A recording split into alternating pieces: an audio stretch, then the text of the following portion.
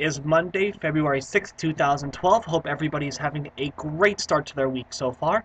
And today I'm going to be doing my review of Enslaved Odyssey to the West for the Xbox 360. Enslaved Odyssey to the West is the same guys who made, what was that game? Heavenly Sword back a few years ago. So this is like their second game, I believe. I'm not really too sure. So the plot is that in Enslaved is based off this, famous Chinese folk tale called Odyssey to the West, I think is what it's called. I think that's the exact title. I'm not really 100% sure.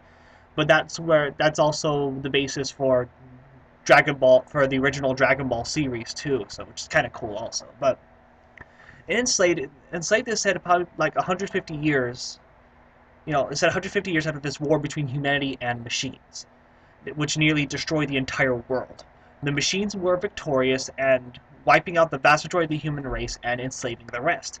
The remaining few that aren't enslaved lived in isolated villages all over the world. So this is the world in which Trip, a young woman, was raised. However, she is kidnapped by slavers, which are humans who serve the mechs, and which makes an escape attempt from one of their slave ships. While she is successful, she immediately brings another escapee named Monkey. Monkey is rendered unconscious during the escape, and Trip, during his unconscious state, puts a slave headband on Monkey. So Monkey is forced to obey and protect Trip at all costs, because if Trip dies, he dies, and as he escorts her to find her way home and stop the mechs at all costs. Now, here's what's really good. The game is absolutely gorgeous. Like, the game makes brilliant use of color, of the red and green color palette. It makes really good use of that. And even in the most grittiest of settings, it's still like a very visually appealing game to watch and a very visually appealing game to play. Another thing that's really great about it is the chemistry between the two leads. Monkey and Trip have excellent chemistry together, and it's definitely one of the strongest points seeing their relationship grow. Because this is such a central focus, because for almost 75% of the game, Monkey and Trip are the only human characters throughout the game. So it's just them two in a world full of hostile mechs trying to kill them. So seeing their hate relation evolve from a very grudging and hating partnership to them actually liking and caring for one another is very natural and very realistic, and definitely one of the strongest points in the game. And one of the things that really kind of was really good also is not a giant escort mission. I mean, when I first heard about this game and saw the trailers and saw what this game was initially about, the first thing I was essentially going to think this was going to be a 10-hour long escort mission. And I don't need to tell you, as a gamer, I hate escort missions, as probably every other gamer does hate escort missions, because you go in trying to escort someone and the AI is dumb as a brick. So, but this is really definitely not the case in this game. The game creators definitely did a great job making the AI for Trip reasonably intelligent. I mean, Trip doesn't go around and put herself in extremely stupid situations as an AI, so which is really grateful, because it makes it, and also you can tell Trip to do certain things. Like if you tell Trip to stay there, she will stay there. She won't go to a certain point and run after you 2 seconds after you tell her to stay. So, which is really kind of fantastic also. And Trip stays relatively out of danger, and you only have to save her skin probably a handful of times. And even when you do have to go save her skin, it's not really that difficult to save her skin. You really have to mess it up for her to get murdered by machines. So, and and also in the fact, and also really part of the good game, also great part of the game also is that the fact that Trip actually helps a lot in the game. I mean, because if you play just as because Monkey can't do all the shit by himself, can't escape by himself, so Trip, brings in a lot. Usually when you do escort missions, or there's escort style type of video games, usually the person you're escorting does absolutely fucking nothing, which you see in like Resident Evil 4 and a whole bunch of other games like that. But here Trip is actually useful. She actually kind of carries her own weight a little bit, which is really good, And so what it creates is that it's like you're working with someone, you're working with a partner. Monkey is the muscles, Trip is the brains, and it works really well because both of them carry their weight throughout the entire game.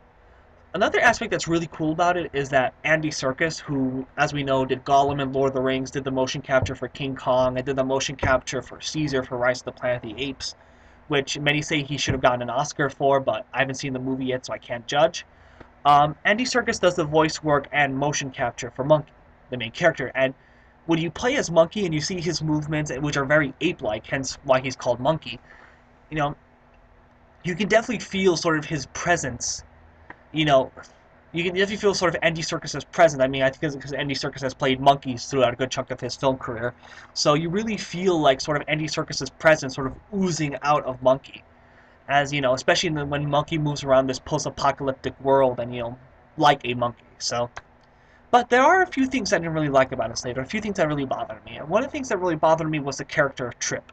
Now, I know I said earlier I praised the chemistry between the two main characters throughout the entire game. I thought that was a highlight, and I liked it. But I really did not like Trip. I can't really find anything favorable to say about Trip. You know, Trip from the get-go becomes is an extremely unlikable character because it's like, oh, instead of trying to help you, I'm gonna say screw you and escape on my own. And when you come with me, I'm gonna put a slave headband on you while unconscious. Doesn't really start off to a proper relationship there. And the problem is the game creators and the writers for this game didn't really do a good job to improve Trip's standing as the story went on. While they definitely tried to set up more situations for Trip to be sympathetic, her overall personality as a character didn't really change her at all. So my dislike for Trip didn't really change at all either. Like, I don't hate Trip, but I just wasn't really that big of a fan of her character. And another thing that I really like, this is not something I really didn't like, was something just like I sort of missed, or so like a missed opportunity. It was for some really great co-op. I mean, with Monkey being the bronze and Trip being the brains, you can have one person playing Monkey, one person playing Trip, and try to maneuver throughout this world together with like a friend or something like that. That would make some excellent co-op experiences, in my opinion. But this is a single player game, and I feel that that opportunity for doing some co-op really could have been used and utilized and make the game bring a whole lot more hours to the game and a whole bunch more fun aspects to the game. So overall, the bottom line is that it's a beautiful game with excellent gameplay, two main characters with great chemistry. All this all together, it makes Enslaved an experience really not to be missed. I really would recommend it highly. I wouldn't buy it for like a full $50 price, but like, it's probably much cheaper now. The game has been out for a few years. But yeah, definitely get it if you get the chance. It's really worth the experience and really worth the money. Alright, that's pretty much it for today, guys, and I will see you on Wednesday or sometime later on during the week. Alright, peace.